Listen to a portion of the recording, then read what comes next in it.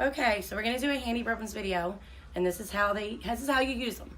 You're gonna put your hands in the pocket, hold the bottle, and I always do it this way. This is little man Charles. He is 3 months old. He's such a cutie. So Charles is eating, and I always put the Handy Burp'ems under the bottle like this because when they drip, it catches any of the dribbles so they don't get wet. And he is loving this bottle.